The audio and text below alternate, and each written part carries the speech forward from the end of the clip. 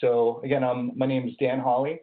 The title of the talk is Understanding Implicit Bias, and I'll just do a very brief about me. One moment, let me just clear some clutter from my screen here. Okay, so yeah, I'm trying to clear some of this clutter. Give me 1 second here, because I've got a lot of things on my screen that are blocking my ability to see my own slides. So you're right back with you here. Okay, here we go.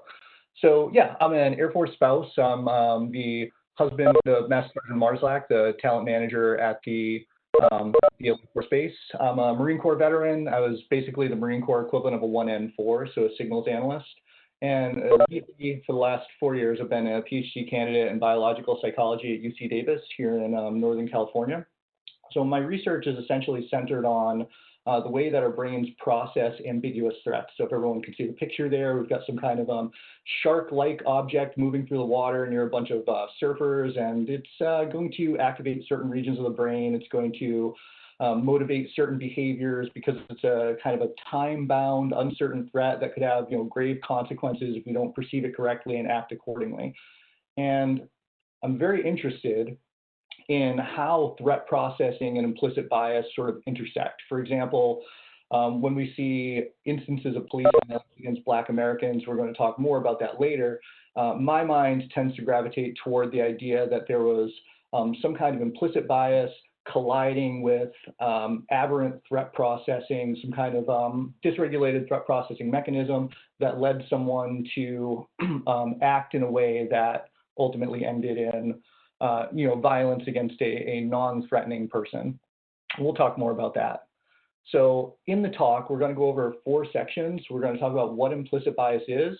We'll talk about how we can measure it. We're going to do a group exercise to test whether we have an implicit bias against older people, which, as weird as that sounds, the exercise is like always a lot of fun and students tend to enjoy it a lot. And we're going to briefly discuss what we can do to mitigate implicit bias in our organizations by talking about some sort of institutional safeguards that keep our subconscious biases in check. So part 1, we're going to go ahead and jump right in and talk about what implicit bias is by first talking about what it's not, right? So we'll talk about explicit bias, and I think we're all kind of more comfortable with the idea of explicit bias, and it's easier to spot, it's much easier to rectify. It's the conscious beliefs and stereotypes that knowingly affect our behaviors. And I like to think about this from the great communicator of anti-racist and ecologically conscious children's literature, Dr. Seuss, of course. So if everybody, I assume, has probably read or seen The Sneetches, which is a wonderful book on explicit bias and why it's sort of like nonsense to discriminate against people for arbitrary reasons. So here the quote, "Because they had stars, all the star-bellied Sneetches would brag. We're the best kind of Sneetch on the beaches. With their snoots in the air, they would snip and they'd snort. They'd have nothing to do with that plain-bellied sort." Well, this is like a pretty obvious case of explicit bias. So the star-bellied Sneetches are super consciously aware that they're treating the plain-bellied Sneetches differently, in this case for this completely arbitrary reason.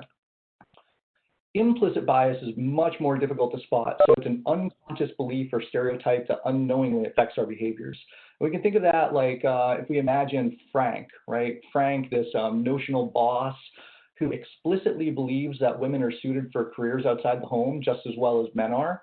And despite this explicitly egalitarian belief, and by explicit I mean if you asked him, he was like, "That's my belief. This is what I believe, and that's how I behave." So despite that, Frank might nevertheless behave in any number of biased ways, from distrusting feedback from female coworkers to hiring less qualified women over men.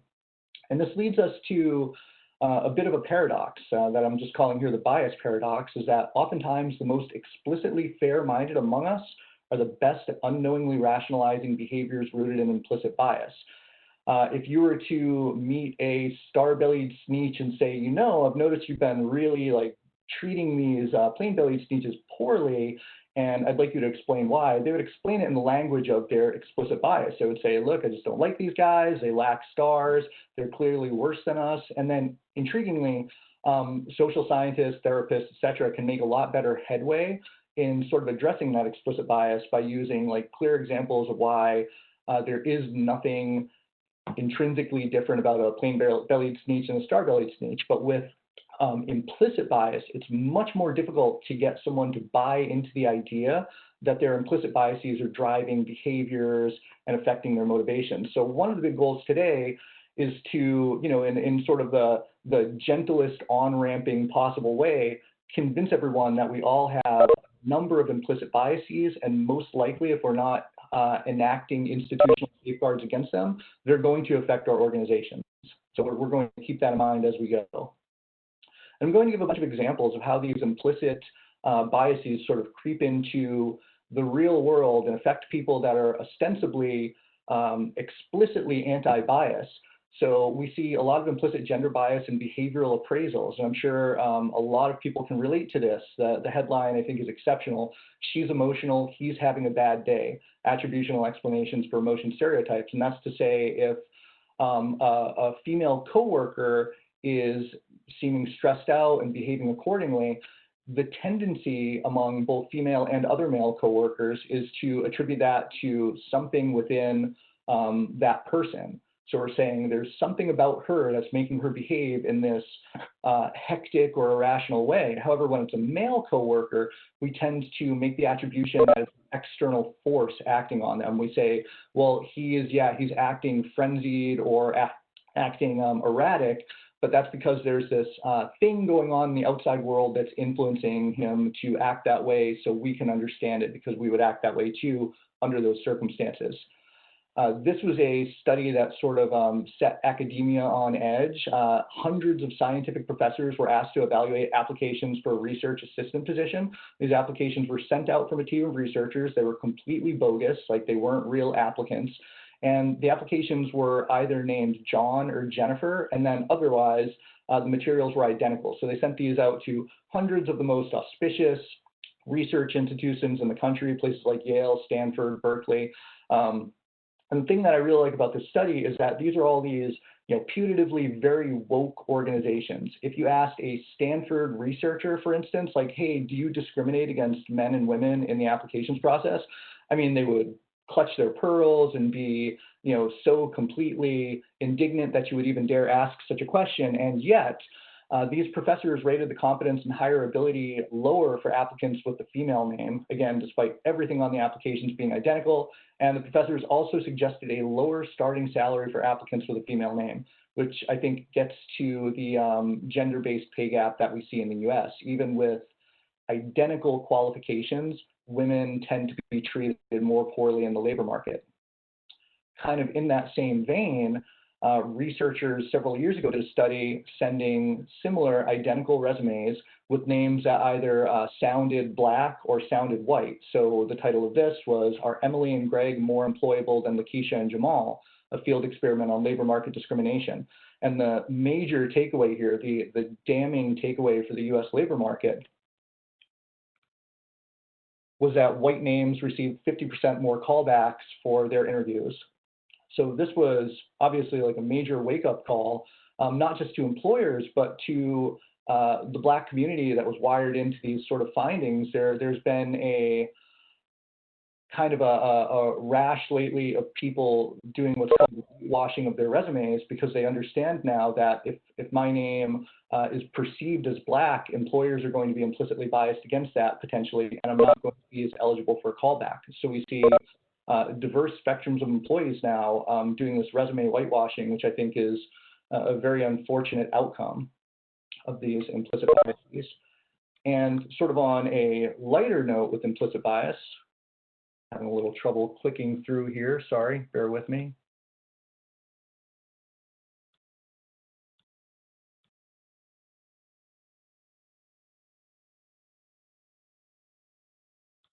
Okay, sorry, I was stuck in annotation mode for a moment. So lighter note with implicit bias.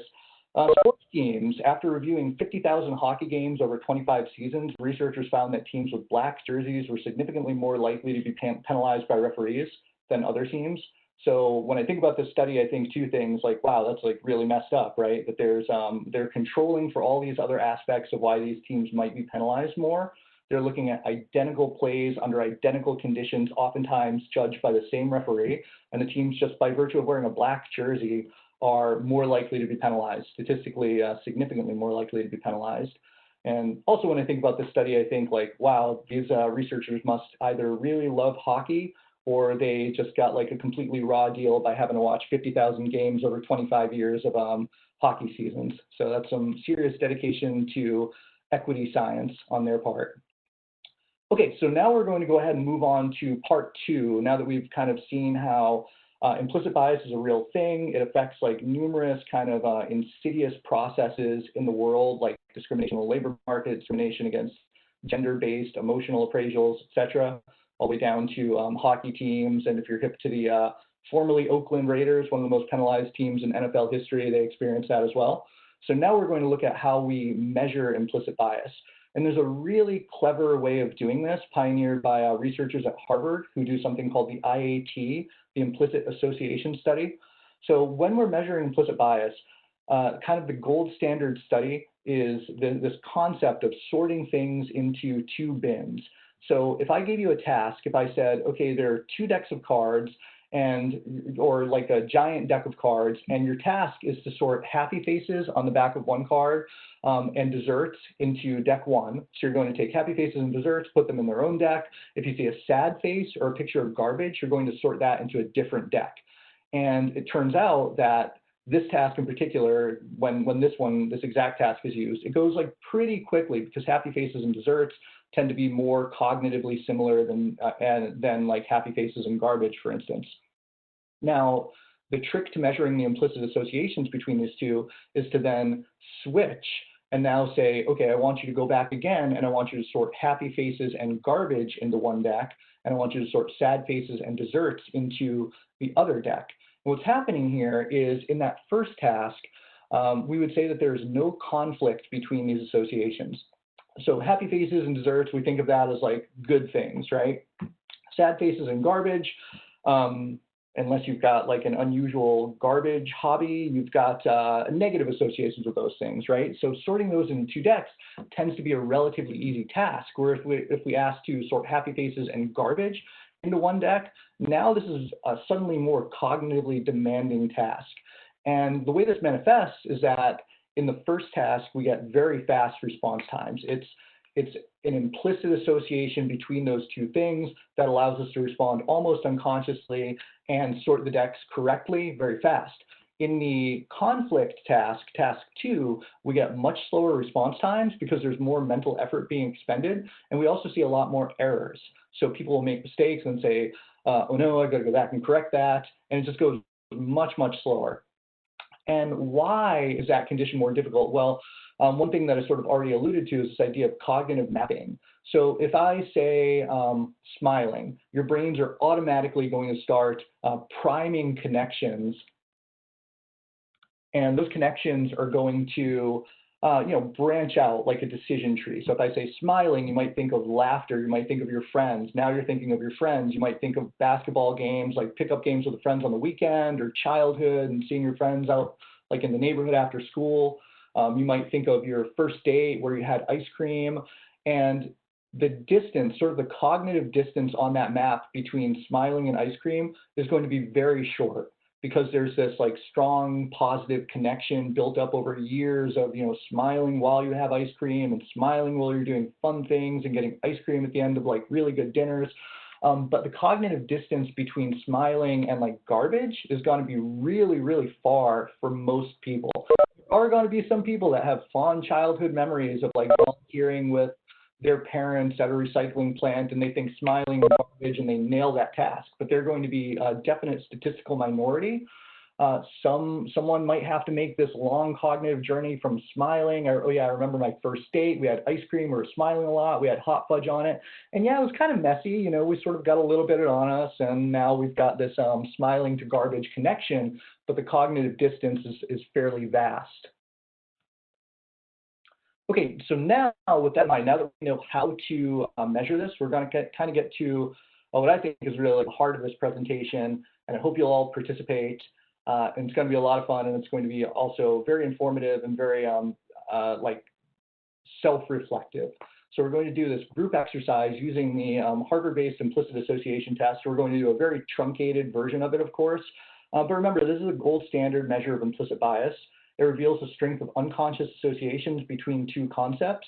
And our shorter version of it that we're going to do is to test whether or not we have a bias, an implicit bias, I should say, against older people. So we're going to do a couple of rounds to like prime us for this. And what I need is just, make sure whether you're calling in, whether you've got your video on or off, it doesn't matter. Try to do this task, like really, really give it a good faith effort.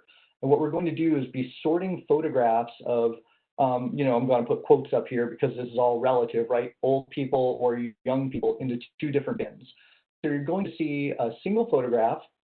You need to sort them as follows. So when the picture belongs to the category on the left of your screen, old person, you're going to raise your left hand.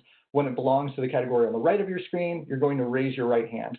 If I see an old person and I accidentally raise my right hand, I want to correct it as soon as I realize it. So once you've realized that you've made a mistake, go ahead and correct it. And go as fast as you can, right? I'm going to be moving through these very quickly. The implicit association test requires that we move through them very quickly because at a certain point, we're not making implicit associations anymore. We're making like cognitively labored, rationalized decisions with the interest of like trying to get as many right as we can. What we want, remember, is to test whether there's like kind of a knee-jerk implicit association between these concepts. So I'm going to hold here just for a moment to see if anybody has any questions about what we're going to do.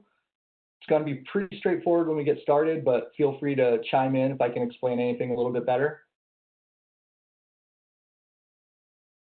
Okay, cool. If there's no questions, we're going to go ahead and get going. So here's our first task. Remember, old person, left hand, young person, right hand.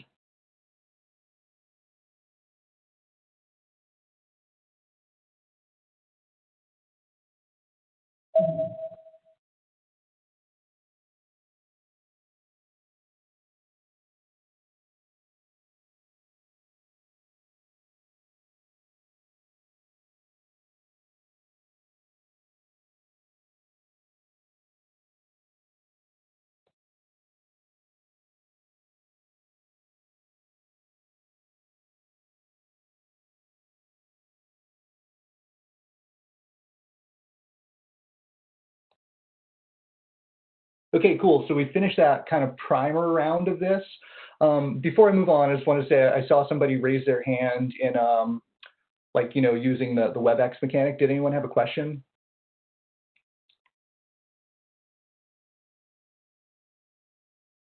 Okay, cool. I suspect it might have just been kind of like a tongue-in-cheek way of like raising a hand, but yeah, just wanted to make sure you didn't have any questions with the task. So now we're going to do kind of a second round with the exact same rule parameters, right? We're going to see a list of words. It's going to be good words or bad words, bad words. Very obviously, that's like horrible, tub, joy. And the task here is going to be the same thing. We're going to sort them using left hand up, right hand up. If it's a bad word, we're going to raise our left hand. If it's a good word, we're going to raise our right hand. We're going to do all the same stuff. If you make a mistake, please fix it. And we're going to go as fast as we can. That pace that I went just a moment ago, we're going to kind of keep that pace throughout these implicit association runs. Okay, so we're going to go ahead and get started. And here we go.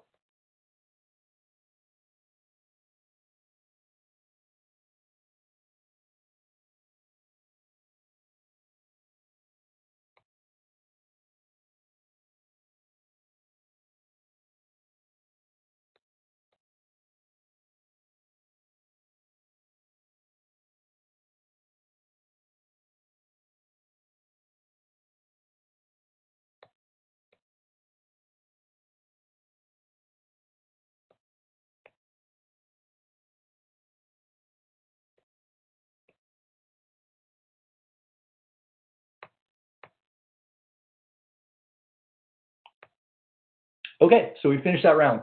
So now we've kind of done a primer to get used to the mechanics of what we're actually going to be doing with this hand raising exercise. And now we're going to get to the real like heart of the IAT.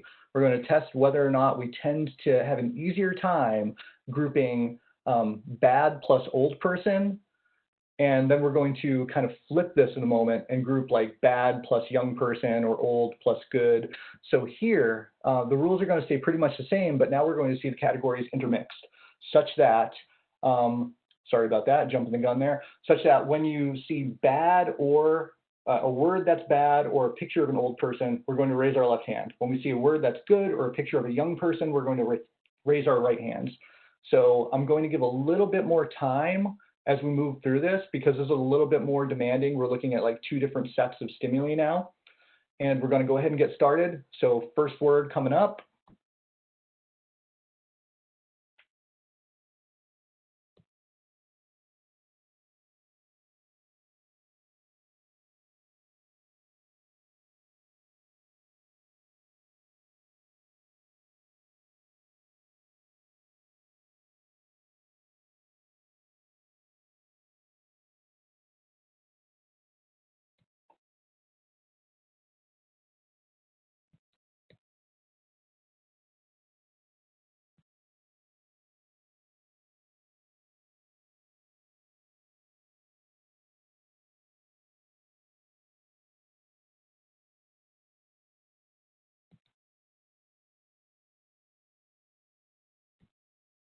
Okay, cool. So that would be what we call the no conflict round. And now we're going to do the conflict round. So this is where it's going to get really interesting. So note that the label positions have changed. Now if you see a bad word or a picture of a young person, we're going to raise our left hand. If we see a good word or a picture of an old person, we're going to raise our right hands. And again, I'm going to give about the same amount of time. Try to answer as fast as possible. Try to make as few mistakes as possible. And remember, if you make a mistake, go ahead and correct it. So we're going to go ahead and get started now.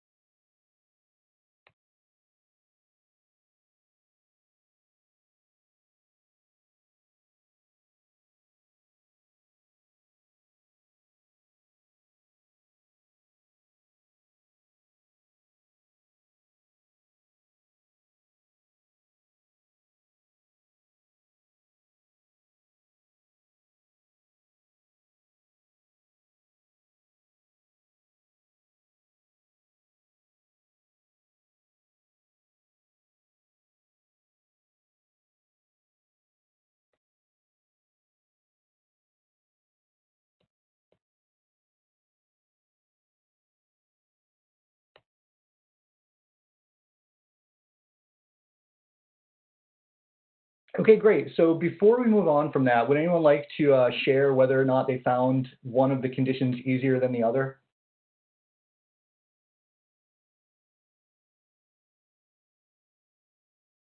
I thought the first way was easier, but after we kind of went through it for a little bit, it was kind of easier for me to get used to it. But I like feel like I tricked my brain because I stopped so much focusing on the picture and kept looking at the words more. So I don't know if I cheated. Yeah, it's a good point. And that's actually a big question about the implicit association test that a lot of people have when they run through it the first time. It's like, to what extent does me learning how to be better at the task influence my score, right? Because you can imagine someone might say like, well, yeah, I did worse on the second one because I had already learned from the first round to do these 2 associations, right, as a pair, good and young, old and bad. So one question might be like, well, what if we flipped it and we gave them like that conflict association first and the no conflict association second? And as it turns out, that's actually exactly how the IAT is run. So the idea of this, to test against that sort of learning effect, the effects of people just getting better at the task as they go, what we would do, what we're not going to do now, just in the interest of time, but what a researcher would do is now they would give this part 5 at the end there, where now that you've like really used a lot of mental effort to try to sort of master this task in part 4, where you're pairing the conflict associations, they would go back to part 3. They would redo part 3, and it turns out you would be like extremely fast at part 3. Because now you've got all this practice with the task, but also you're back to doing it with the no conflict association. And there's also something called counterbalancing that would be done, where for a lot of people who take the implicit association test, 50% of them would see part 4 in place of part 3. So those would be flipped. So there are all these counterbalances and experimental manipulations done to make sure that, like, yeah, you know, you were slow on it because we've got this culturally ingrained implicit association, not because of any kind of like learning effect or task related effect. So yeah, we're going to kind of look at how other people do on this exact same one. Well, I shouldn't say exact same, on a much longer, more like scientifically robust version of this, like a, 8 to 10 minute version of the IAT, where we're comparing this implicit association between old people and bad things. It turns out that society, Western society, is massively biased toward an implicit automated preference for young people. So what we're looking at here, I kind of like to orient to this by looking at the white bar in the middle, that 15% bar. That's no automatic preference, little or no automatic preference for young and old people. So about 15% of us would do that task and say like, yeah, both times it was equally easy or equally difficult. But as we start gravitating either like downward or upward from there, if we look up and see that, okay, 30% of people have a strong, or 60% actually have a strong to moderate preference for young people over old people, over the course of like nearly 1 million IAT tests taken from people from Western society between 2002 and 2015. Oh, that is like really, really strong evidence compared to only 3% of people from those IAT samples having a strong to moderate automatic preference for old people compared to young people. And that's, there's a huge social effect, like any implicit bias, like society has a major influence on this. Can anyone think of like a culture where we might see this sort of flipped?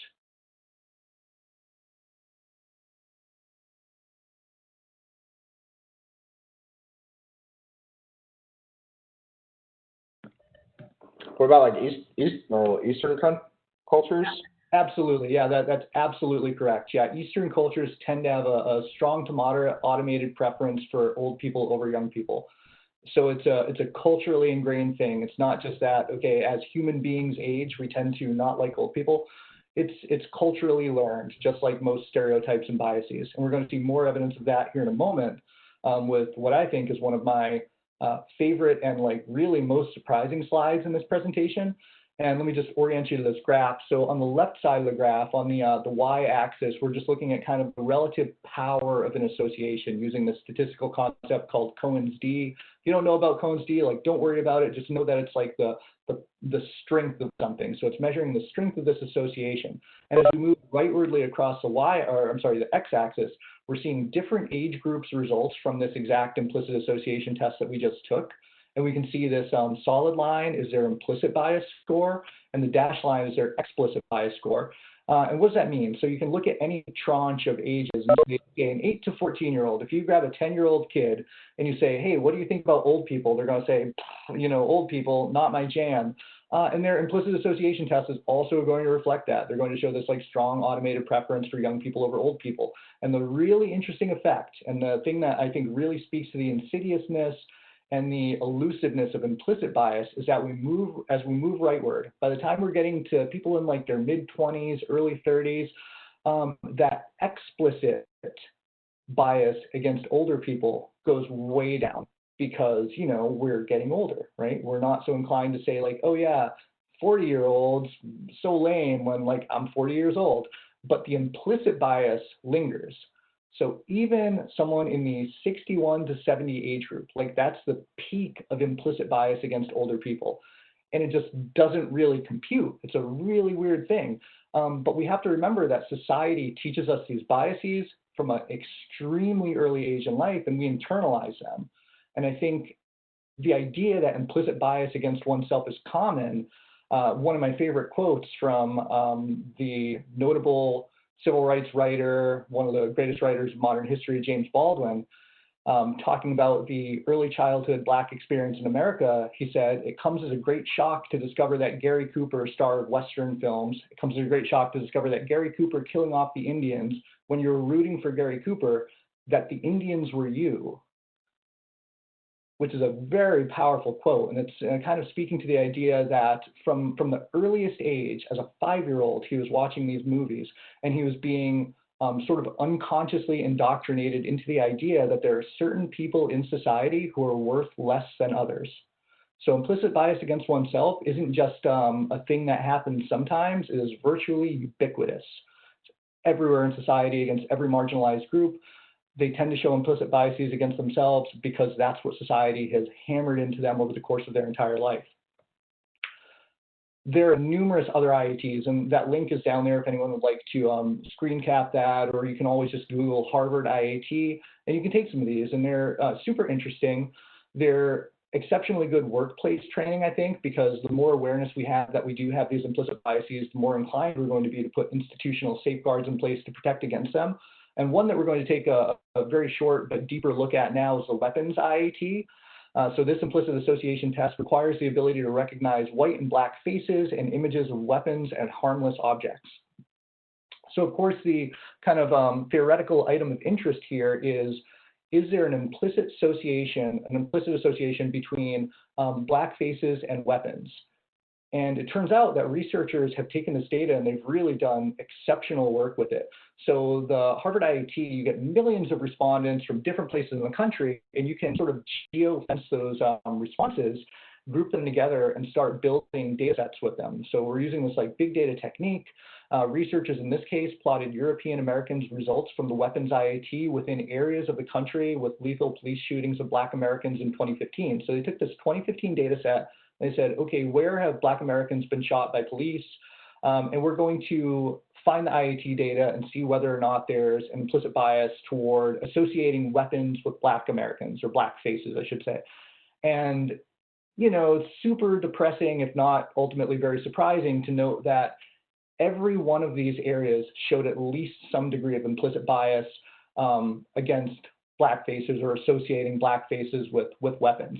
But you can see that there's some kind of like light pink areas, and then you've got like dark red areas. So the strength of that association varies pretty widely. What the researchers did next was look at whether or not Black Americans were disproportionately the victims of police shootings in those areas. So now we've got this really interesting comparative data set being built, where we can say, okay, what is the strength of the bias in that region? And to what extent is that bias potentially being reflected in police shootings of Black Americans?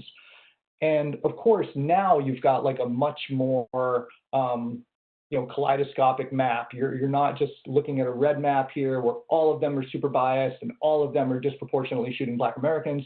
You've got regions like Minneapolis, for instance, where, yeah, it's kind of at the epicenter of everything that's happening with the cultural upheaval in our country at the moment.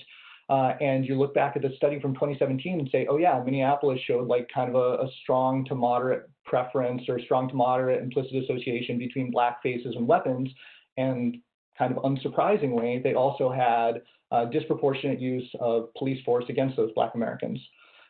But you can also look at like kind of intriguing success story areas where you say, okay, this area of the Deep South, super implicitly biased. If we look at the top map, and we can say, okay, that is like dark red regions of Georgia, for instance, where there's strong implicit bias, like the strongest implicit bias of this test group against, or associating Black faces with weapons.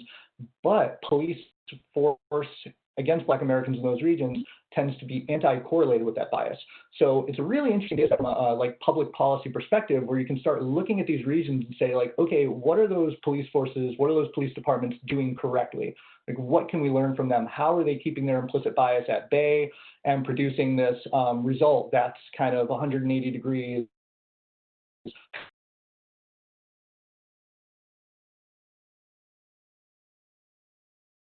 to the direction that you would expect it to go.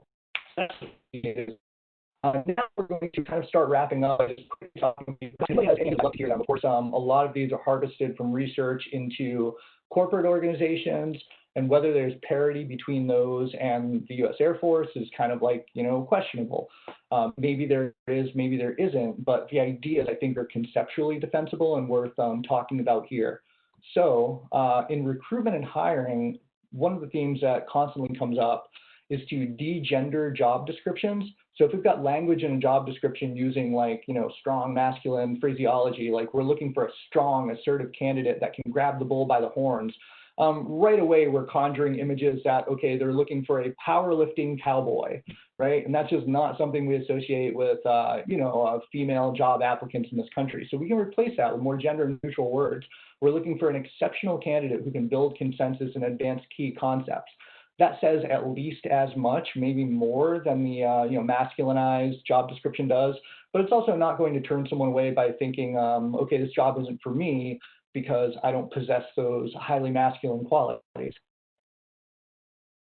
We can blind ourselves to applicants' names during the initial resume vetting. If you remember one of the early slides, we showed that black sounding names had 50% fewer callbacks for initial interviews than white sounding names, which is just like a real tragedy and should be a big impetus to think about blinding yourself against applicants' names whenever possible, whether that's in terms of like looking at someone for a new position, whether you're doing like initial vetting for promotion or award purposes. I think that can be extremely useful, because if you have an implicit gender bias or an implicit bias against Black Americans, which again, most of us have because of the world that we were raised in. Even women and Black Americans harbor implicit biases to a large extent against women and Black Americans respectively. So blinding yourself against that will sort of handcuff that bias and make your organization more equitable by default in one fell swoop.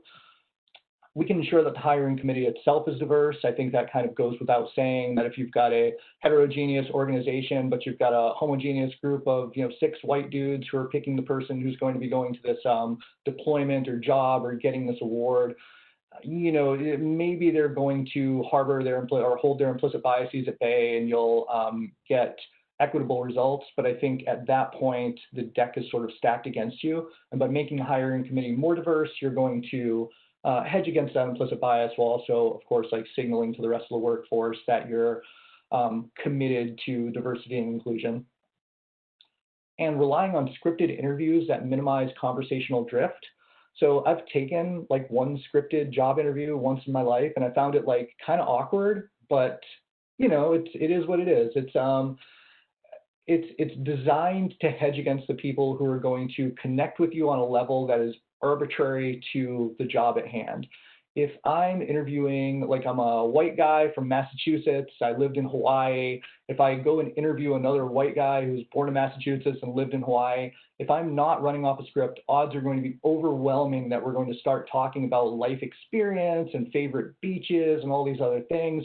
And then I'm going to kind of have it in my mind that like, oh yeah, that guy was like super fun, we really got along great, has nothing to do with the job performance. And odds are good that because I'm allowing this like conversational scope drift to kind of creep into the interview, I'm not going to get the best applicant possible, and I'm not being a very equitable hiring manager in that regard. So with retention, actually like keeping people on the job, keeping people interested in doing excellent work, one of the biggest things that comes up in the literature, ZipRecruiter of all entities did a major study on this, and they looked at employers that provide clear opportunities, because employees, and I think also airmen and Marines, are going to ask questions like, do I belong here? Like if I'm already an underrepresented person in society, and then I go into this organization, that organization, even if it is kind of a mirror demographic of society, do I still belong in that organization? Because I'm a little bit of an outsider already. Mentorship, shadowing, and internship opportunities fully communicate that you're invested in these employees' success. And kind of amazingly, ZipRecruiter's study found that just having these practices in place boosts retention by up to 24%. So it's from like 9 to 24%. So imagine if you were able to hold on to nearly a quarter more of your top performers just by offering these opportunities. I think that's a really excellent deal. And in fairness, I think the Air Force and the military in general do an incredible job at mentoring. I think shadowing and opportunities is something that's sort of coming into the peripheral view of how to make the experience richer and more equitable. And I think that's a great thing.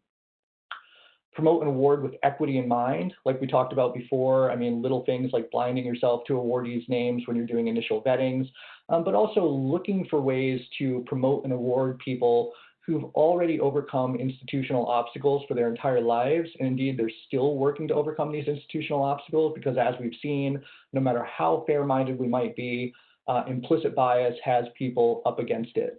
So if we can continue to look for creative ways to promote and award underrepresented people, then I think we're doing a better job of being equitable than just saying we're promoting based on these rigid equal standards and may the best person win. And of course, offer training on implicit bias. I hope you found the training today useful. This is really the last content slide. We're going to summarize everything, but I hope that this has been useful. And I'd like to, hear your ideas about whether this can be scaled up, implemented to different workforces, tailored to specific units, et cetera. I'm happy to have offline conversations about that afterward. So going to very quickly summarize. So we talked about implicit biases. We talked about how, unlike explicit biases, these are the unconscious beliefs and stereotypes that drive our thoughts and behaviors. Very important, and I hope we've kind of seen that here and learned that from the hand-raising exercise. Implicit bias cannot be accessed through self-reflection. We are, by definition, we're unaware that it's affecting our decisions and actions, but it can be measured, right? We can use creative means like the implicit association test to measure these biases, and then once we've got them measured, we can really start looking at institutional safeguards designed to prevent them. It's important to keep in mind that we all have many of these implicit biases. I doubt there's a human being walking this earth who is free of implicit bias and who can run the gamut on the Harvard IAT and score no association for everyone. I would, bet the house against it. And since deprogramming our implicit biases is really a lifelong challenge, when, we can look at this and say, okay, we're not really going to make any institutional changes, but what we're going to do is try to work really hard within ourselves and through conversation to deprogram ourselves so we don't have these implicit biases. I think that is a noble but poorly conceptualized plan. So our obligation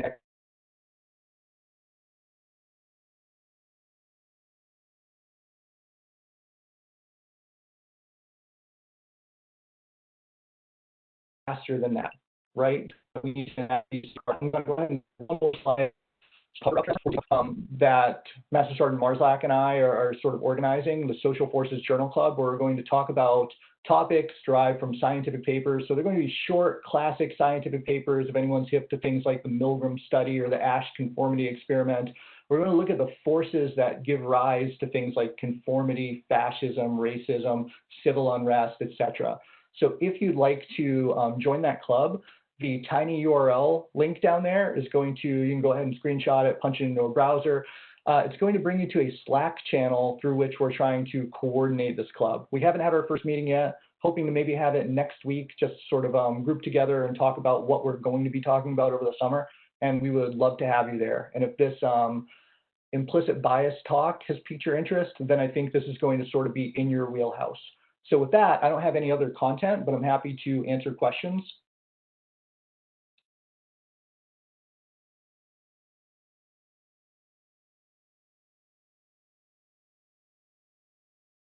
And I'm also happy not just to answer questions, but to hear if you've got any ideas for institutional safeguards within your organizations, or if you think implicit bias is just like nonsense and you want to, voice that now. No judgments, of course. I'm happy to hear anything that anyone has to say about the presentation. Hey, thank you for the people who are putting praise in the chat. I really appreciate that.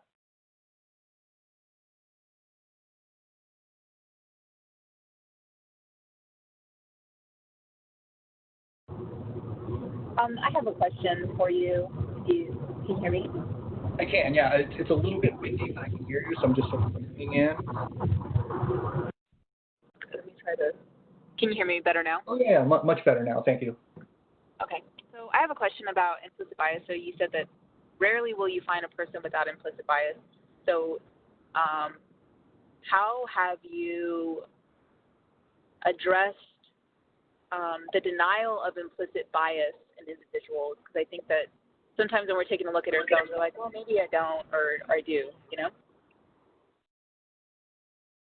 Yeah, so if I understand your question, you're wondering like how you can get through to someone who just says like, I don't have implicit bias, don't worry about me. Is that kind of what you're wondering? Yes, that's it. Yeah, I mean, that's like one of the hard problems. That's kind of harkens back to the early slide I had about the bias paradox. And it's a big deal, right? Because the people who are in positions and have risen to positions under the auspices of egalitarianism, and people who are saying like, I'm equal-minded, I've got like diversity and inclusion modules that I've created, I've made course content on this stuff, they're still, going to harbor implicit biases that they may or may not be aware of, that they may not know exists. Getting through to people who have explicit bias tends to be very easy. if you meet someone in the KKK, you know, God forbid anybody like meets someone from that organization, but if you talk to that person about explicit bias, it's much easier to show like obvious examples of like, you know, you say that Black people are inferior. I'd like to show you some of, you know, James Baldwin's writings, or show you some of Barack Obama's speeches, or et cetera, Maya Angelou's poetry. And you can kind of like begin to crack that facade and get through to them. With implicit bias, I don't think there's a way that through conversation and just telling someone you're implicitly biased and you need to change that, I think that's probably not the approach that tends to work. I think training like this, where there's a short exercise contained therein that says like, wow, you know, I really, like when I do that IAT that we did, I have a like strong implicit bias toward young people over older people. I never would have thought that. And it just sort of like awakens my brain to the idea about like what other groups of people might I have these implicit biases against, and what can I do to prevent that from getting in my organization, causing like real damage. There's an unfortunate finding in the implicit association literature that just knowing that you have an implicit bias like doesn't really help you be less biased. But the hopeful element of that finding is that it does massively increase your tendency to support institutional solutions that protect underrepresented populations from your implicit bias. So whether or not someone's able to, for instance, change their implicit bias against women applicants, if they know that they have an implicit bias, if they recognize that, they're going to be more on board with the idea of saying, okay, I need to be blinded against applicants' names because I do not want this to be a thing. So I hope that kind of answers the question in a long and meandering sort of way. That does answer the question. Thank you. Yeah, you're welcome.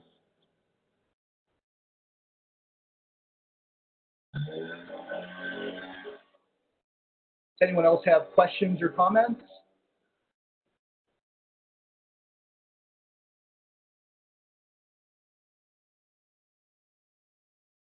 Yeah, if we don't have any questions, I'm going to go ahead and wrap. I'm going to give it another few seconds. Anyone else? And this was being recorded, by the way, so we are planning to share this to the Air Force units who are interested in it. So we hope you'll, if you did find this valuable, maybe go forward and share this with your organizations. And I'm going to provide my contact information as well. I'm seeing a chat from someone here. 1 second. Can you share one more nugget regarding Dr. Seuss and implicit bias? That was great. So I'm getting kind of, I think, a tongue-in-cheek kudos for the Dr. Seuss bias nugget in chat. Yeah, Dr. Seuss, like I said, is sort of the antithesis of what James Baldwin was talking about with his, you know, Gary Cooper example. Like from an extremely early age, children who read Dr. Seuss are taught to be inclusive. They're taught to recognize the ridiculousness of discrimination based on arbitrary reasons, and they're taught to be eco-conscious through, of course, writing this like the Lorax, et cetera. So yeah, I'm glad that is memorable, I hope. And with that, because I don't think I have any more questions, I'm going to go ahead and close out. But I wanted to thank everyone again for being here today. And just by being here, I mean, you're really showing your commitment to being a more equitable organization for the people you work with. So thank you.